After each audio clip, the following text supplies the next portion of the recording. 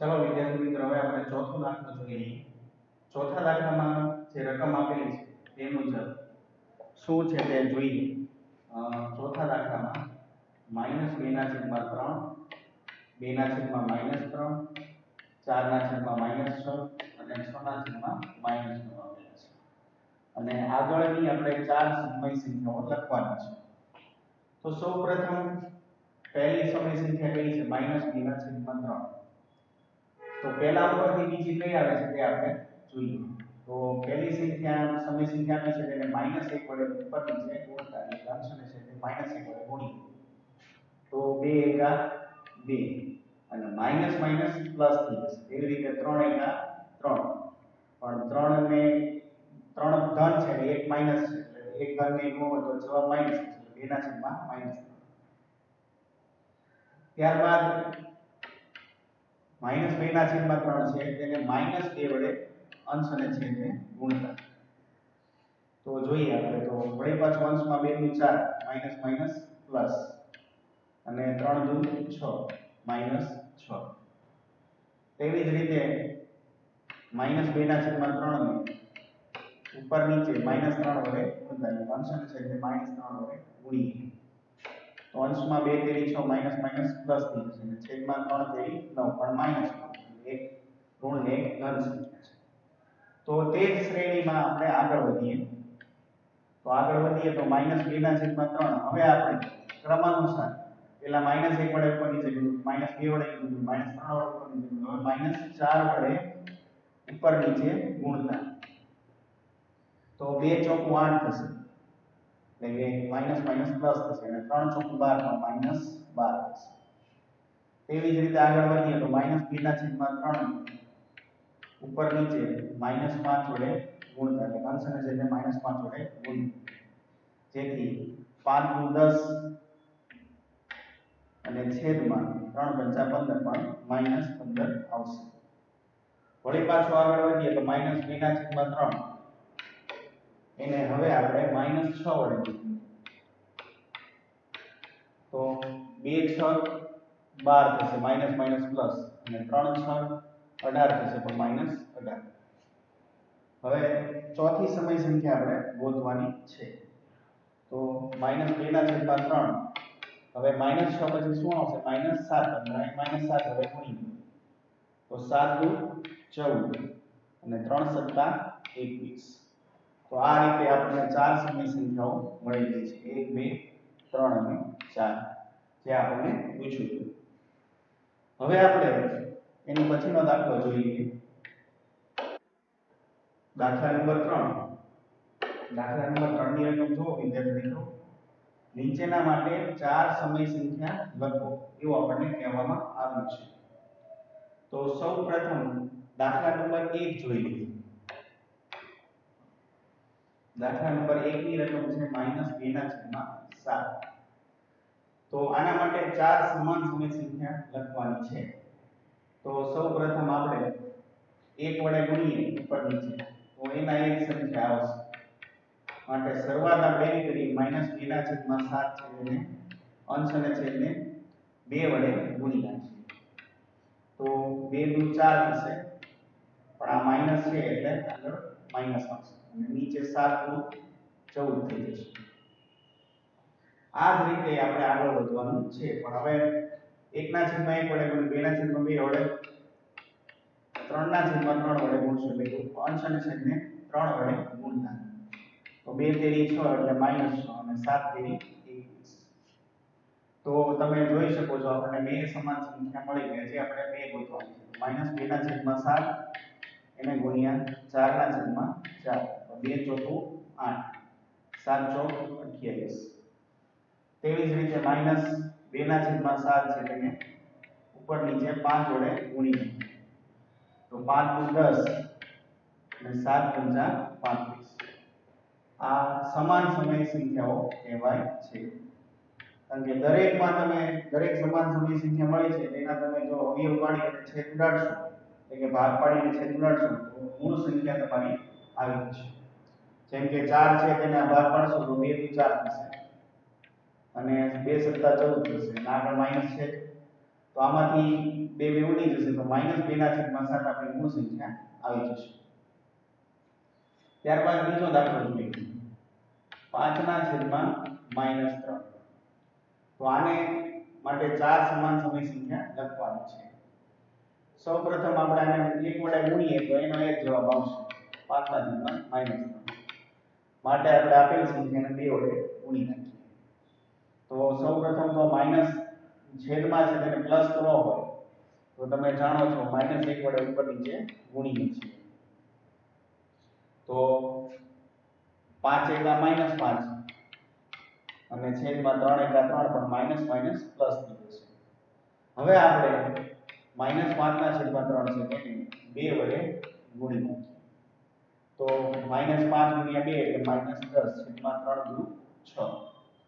તેવી રીતે -5 ના છેદમાં 3 ગુણ્યા 3 ના છેદમાં 3 બરાબર -15 છેદમાં 3 તેરી 9. તેવી જ રીતે -5 ના છેદમાં 3 ગુણ્યા 4 ના છેદમાં 4 બરાબર -20 છેદમાં 12 અને -5 ના છેદમાં 3 ગુણ્યા 5 ના છેદમાં 5 બરાબર 25 પણ માઈનસ છેદમાં 3 પંચા 15. તો આવી રીતે આપણને ચાર સમાન સમય સંખ્યાઓ મળી ગઈ છે. તો પછીનો દાખલો પણ એ જ રીતે આવશે 4 ના છેદમાં 9. તો 4 ના છેદમાં 9 ને ડાયરેક્ટ આપણે 2 વડે ઉપર નીચે ગુણી નાખીએ. ઝડપથી લઈ લઈએ. 4 દુ 8 9 દુ 18. 4 ના છેદમાં 9 3 ના છેદમાં 3 વડે ગુણીએ 4 તેરી 12 9 તેરી 27. તેવી રીતે 4 ના છેદમાં 9 ઉપર નીચે 4 વડે ગુણતા ચોકે ચોકે 16 9 ચોક 36. તેવી રીતે 4 ના છેદમાં 9 5 વડે ઉપર નીચે ગુણતા 4 પંચા 20 અને 9 પંચા 45. તો આ રીતે તમને ચાર સમાન સમય સંખ્યાઓ મળી જશે. એ પછીનો દાખલો જોઈએ આપણે દાખલા નંબર 4. દાખલા નંબર 4 ની રકમનો અભ્યાસ કરીએ વિદ્યાર્થી મિત્રો. તો સંખ્યા રેખા દોરો અને નીચે આપેલી સમય સંખ્યાઓ તેમાં નિરૂપણ કરો.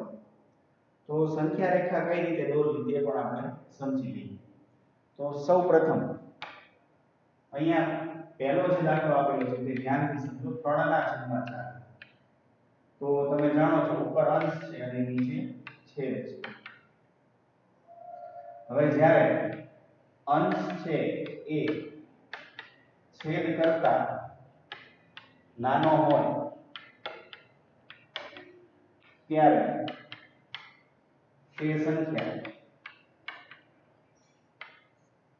0 અને 1 ની વચ્ચે આવે.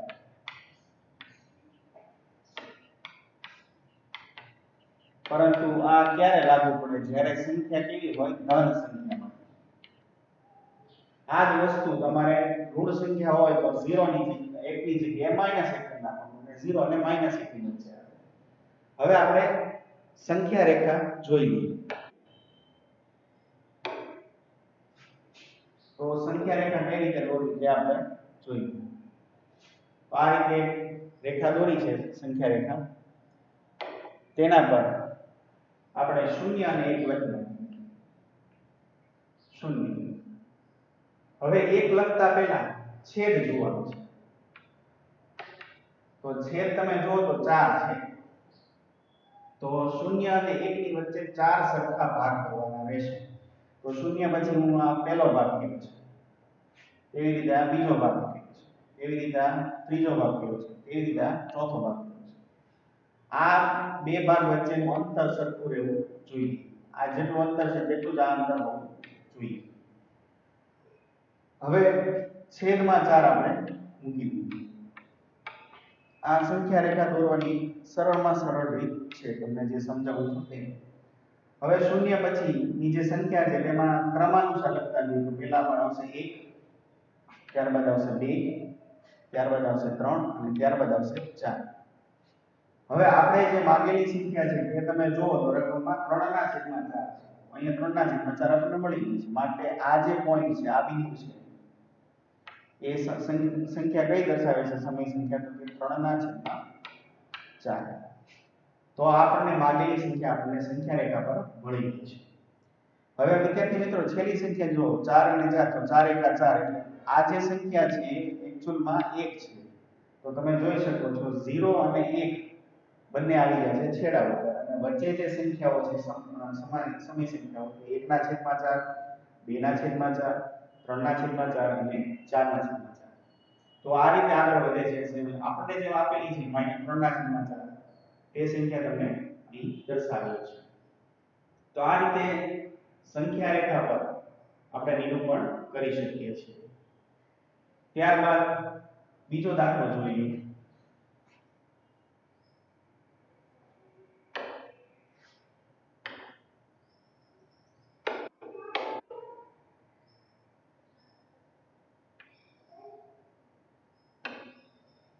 બીજા દાખલાની અંદર -5/8 સમય સંખ્યા રેખા પર નિરૂપણ કરવાનું છે. તો સૌથી પહેલા તો આપણે સંખ્યા રેખા લઈ લઈએ.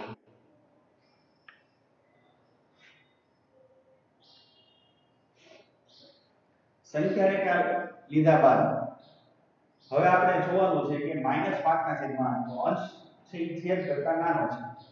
તો અગાઉ આપણે વાત કરી તે મુજબ 0 અને -1 ની વચ્ચે આવશે. તો સંખ્યા રેખા પર 0 અને -1 તમને ખ્યાલ આવવો જોઈએ. હવે આપણે 0 અને -1 છે માટે આપણે 0 છે તે જમણી બાજુ દર્શાવજો અને તેની ડાબી બાજુ બધી માઈનસ સંખ્યાઓ આવશે. હવે આપણે છેદ જોવાનું છે. તો છેદ છે એ 8 છે તો 8 સરખા ભાગ કરવા પડશે. 1 2 3 4 5 6 7 8. તમારા વિદ્યાર્થી મિત્રો ફૂટપટ્ટીની મદદથી તમે મીટર કે સેમી જે માપ છે એ લઈ અને સરખા ભાગ કરી શકો છો. હવે અહીંયા છેદમાં બધામાં 8 લખી નાખીએ છીએ.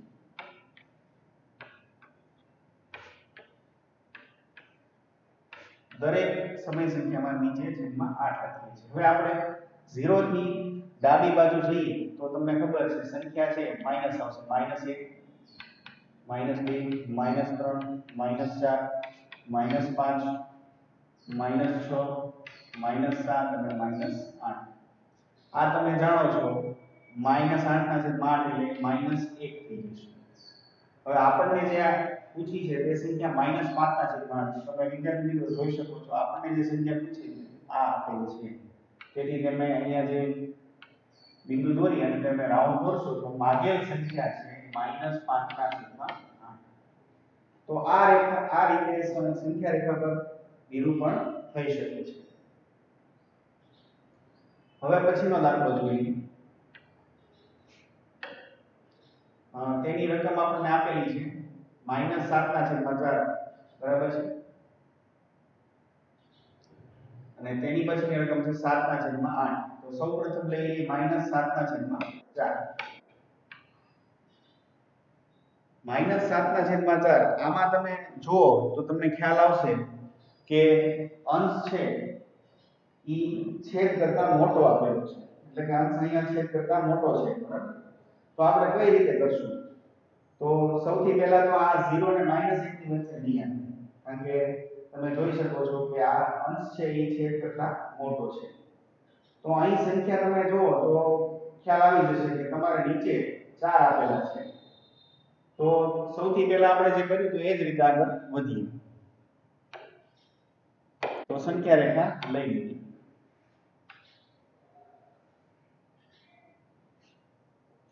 ત્યારબાદ અગાઉ તમને કીધું તે પ્રમાણે 0. હવે છેદમાં 4 છે તમે જોઈ શકો છો. તો તમારે 4 સરખા ભાગ તો કરવાના છે પણ તેનાથી પણ આગળ હવે વધવાનું રહેશે. તો 0 પછીની સંખ્યા આપણે લખીએ. સરખા ભાગ કરીએ. 1 2 3 4 5 6 7 8. તો મેં અહીંયા 8 સરખા ભાગ કરેલા છે. શા માટે? તે પછી સમજાવું પણ પહેલા આપણે લખી નાખીએ. છેદમાં 4 લખી નાખીએ.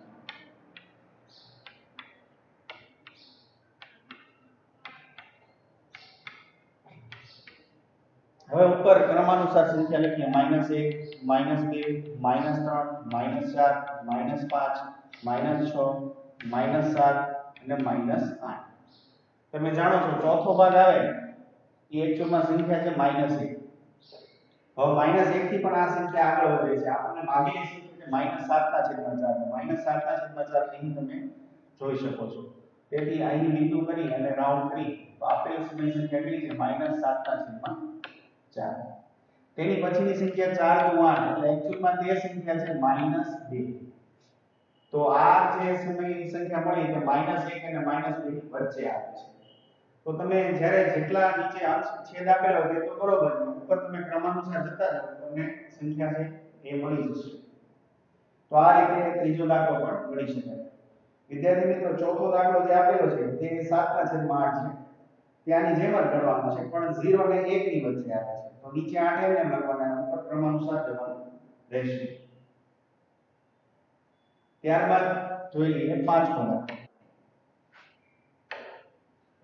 તો પાંચમા દાખલાની રકમ શું છે તે જોઈએ.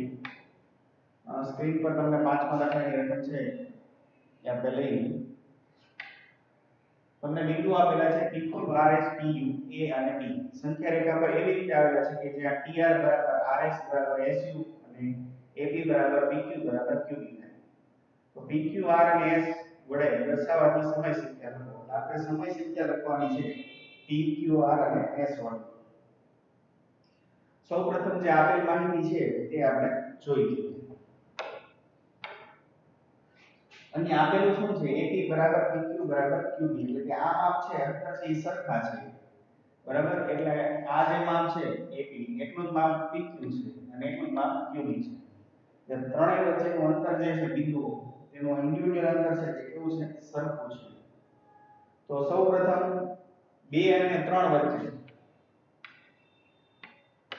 2 અને 3 વચ્ચે સરખા 3 ભાગ છે. તે તમે જોઈ શકો છો. એટલે કે આ પહેલો ભાગ છે, આ બીજો ભાગ છે, આ ત્રીજો. 3 સરખા ભાગ આપેલા છે. બરાબર, તેવી રીતે -2 અને -1 વચ્ચે પણ 3 સરખા ભાગ છે. 1 2 અને 3. તો હવે p વડે દર્શાવવાતી સંખ્યા, તો p વડે એટલે તમે જાણો છો અહીંયા જે આપેલી છે તે સંખ્યા લેવાની છે. 3 સરખા ભાગ કરીએ એટલે 3 માંથી 1 ભાગ લેવાનો છે. 3 માંથી 1 ભાગ એટલે 1/3 થશે. એ કઈ રીતે તે આપણે સમજી લઈએ. તો સૌપ્રથમ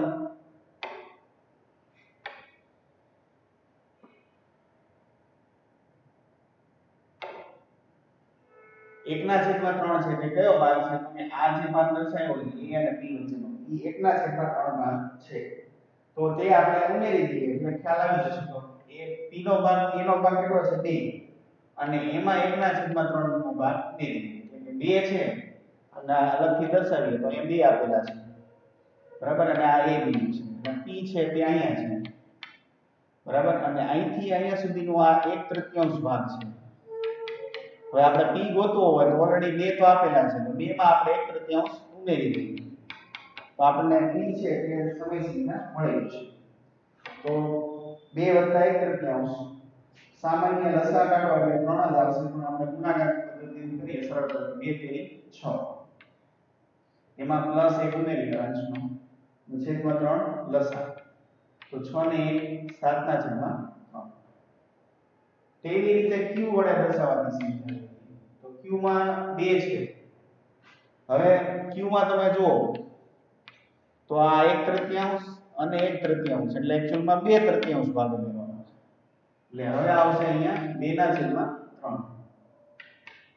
તો વળી પાછો ગુણાકાર કરી 2 તેરી 6 6 માં પાછા અંશના 2 ઉમેરી અને છેદમાં 3 લસા એટલે 6 ને 2 8/3. તેવી રીતે r વડે તો r વડે દર્શાવવાની સંખ્યા હવે તમને ખબર છે r અહીંયા આવે છે. તેમાં પણ તમે જો -1 છે અને તેનાથી -1/3 ભાગ છે એટલે ઉપર જે લખ્યું એ પ્રમાણે -1 અને -1/3 ભાગમાં ઉમેરીએ કારણ કે તે ડાબી બાજુ છે, ઋણ સંખ્યા છે. તો ગુણાકાર કરીએ 3 × 3 -1 છેદમાં લસા તો -4/3 અને s વડે દર્શાવવાની સંખ્યા તો તો તમે જાણો છો હમણાં જ કીધું બે તૃતીયાંશ એટલે પ્લસ કરી એટલે માઈનસ આવશે એટલે માઈનસ 1 માં ઉમેરવાનું છે. તો -3 -2 છેદમાં દશાંશ એટલે -5 ના છેદમાં 3. જે પ્રોસેસ તમે a થી q સુધી કરી છે તે તમારે અહીંયા t થી s સુધી કરવાની રહે છે. તો આ હતો દાખલા નંબર 5. હવે આપણે જઈ લઈએ દાખલા નંબર 6.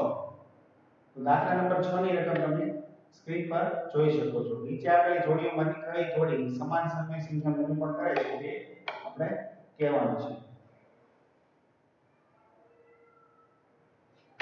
તો રકમમાં તમે જુઓ નીચે આપેલી સંખ્યાઓ આપણે કીધી છે કઈ સમાન સમય સંખ્યાઓ છે તે આપણે કહેવાનું છે.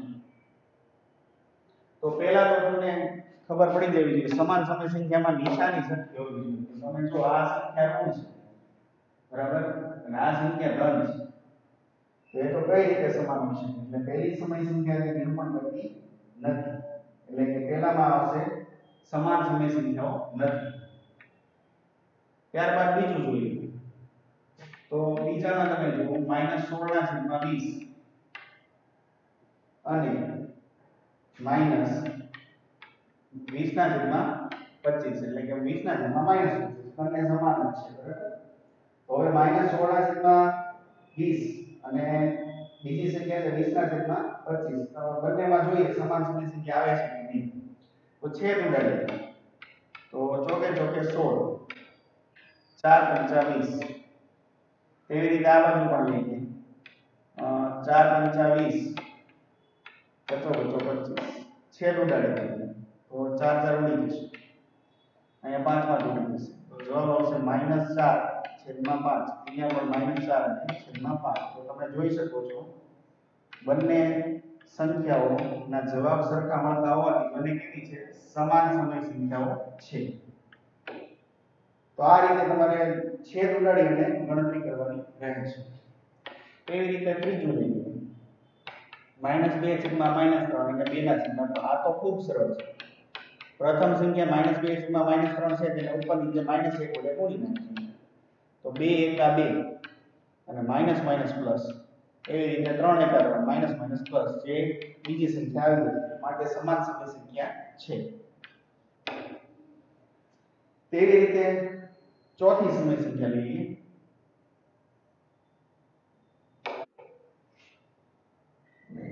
તો ચોથી સમય સંખ્યા કઈ છે તો 8 ના છેદમાં 3 ના છેદમાં 5 -3 ના છેદમાં 5 અને -12 ના છેદમાં 20.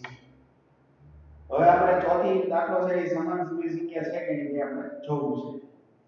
તો અહીંયા રકમ આપણે થોડી સુધારેલી છે કેમ કે ચોપડી મુજબ જવાબ આવતો નથી. તો પહેલી સંખ્યા છે અવિભાજ્ય છે તેના ભાગફળ શ્રેણી એમ જ રહેશે.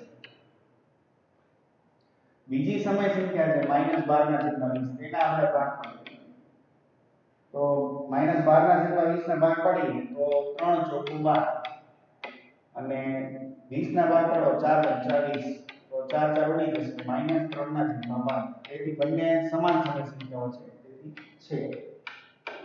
પાંચમો દાખલો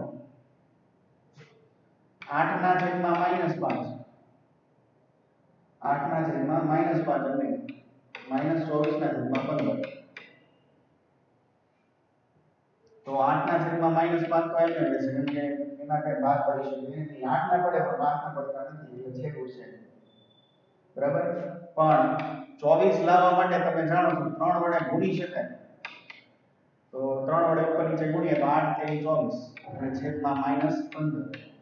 ત્યારબાદ -1 વડે ઉપર નીચે ગુણી નાખીએ 24 એકા 24 પણ માઈનસ અને 15 એકા 15 પ્લસ થઈ જશે. તો તમે જોઈ શકો છો બંને સમાન સંખ્યાઓ મળી જાય છે.